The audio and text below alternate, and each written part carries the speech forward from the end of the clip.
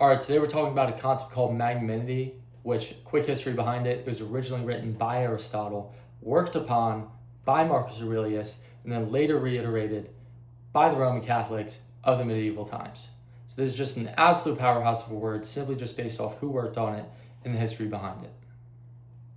But what is magnanimity? Magnanimity, defined by the Roman Catholics, is a moral virtue that someone contains which inclines them to stretch their hearts, stretch their minds towards great, noble, difficult tasks, all for the glory of God. And this is the opposite of pusillanimity, which is lacking courage, being risk averse, backing down from challenges, essentially just being a coward. Which, when you say the word out loud and you hear the definition, it kind of just sounds like a longer version of a different word that we use in the modern world today. If you know, you know. But our focus is magnanimity. What can we take away from magnanimity? First, the most important thing, it says and talks about moving towards great, noble, difficult tasks. Why does it say moving towards? Why is it not talked about in a different way? Why is it not worded differently?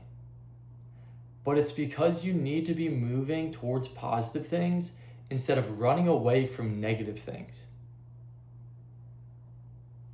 The more you run away from negative things, the farther you get away from said negative thing, the less amount of motivation you'll get to continue to run away. If there's an alligator right in front of you, right next to you, you're going to have an immense amount of motivation to run away from it. But the second you're 200 meters away from it, you're not going to have any motivation to move. So you need to be focusing on running toward positive things instead of running away from negative things. Because when you run toward positive things, the closer and closer you get to said positive thing, the more motivation you'll get to get it. Think about a predator. The closer they get to their prey, the more excited, the more energy they get, the more motivated they get to continue to move forward. If the cheetah is right in front, right behind the deer, or whatever they eat, it's going to have an immense amount of energy to put in that extra effort to continue to get closer. Another thing, a lot of people use drugs and alcohol to run away from their problems, to run away from the negative thoughts, the negative situations. And when this happens, people become drug addicts and alcoholics. And you can ask these people, you can ask the drug addicts, you can ask the alcoholics, hey, what's your problem? What's wrong? And they'll say, oh, I'm a drug addict, oh, I'm an alcoholic. They believe this.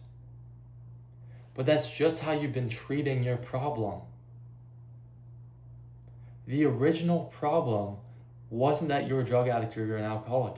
The original problem was the fact that you were using drugs and alcohol to escape something negative.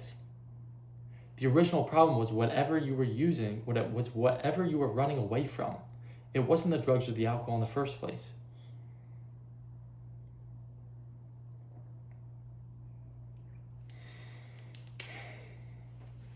And another thing I've realized, which, this isn't even groundbreaking, because I'm sure everyone's realized this and has been happening for a while now, is that everyone loves to play the victim. Everyone loves to say, oh, this happened in my life, that happened in my life, life's difficult, life's unfair, I got unlucky. Why does everyone want to be the victim and no one wants to be the victor?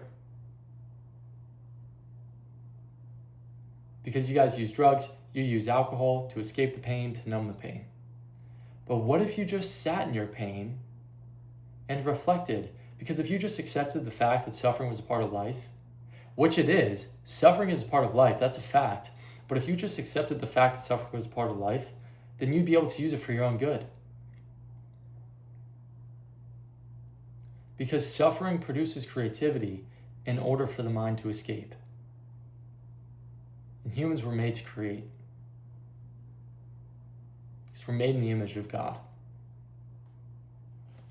Because if God loves to create, clearly, and humans were made in the image of God, then we're going to reflect his character. And this is just a concept here. But if suffering produces creativity, and Jesus suffered the most, then it makes sense why he's the original creator, the original designer, the original inspiration, the greatest inspiration. It's just a concept. I could be missing something. But the takeaway is that suffering produces creativity in order for the mind to escape. If you just quit going to what the world had to offer every single time that you went through these immense moments of suffering, then God's character would shine through you. And a new part of you would be unlocked, your creative side. And anything creative in this world is worthwhile. Anywhere you look, there's art. Different shapes, color, sizes, all different, all unique.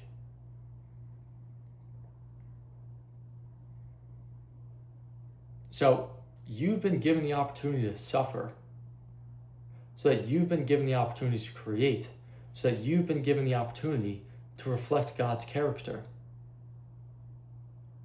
So why do you reject suffering as if it wasn't meant for you? As if you weren't meant to create? And that's the thing about suffering. Everyone's suffering is unique, so everyone's creative side is unique. So everyone's art is unique. So why do you think you're not capable of creating? Or at least think that you have enough value to create?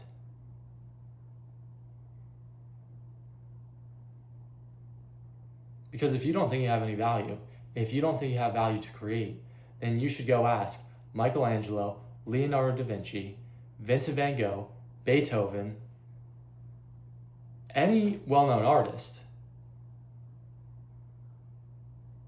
They were all outsiders. So the next time that you don't think that you're capable of creating or valuable enough to create, think about that.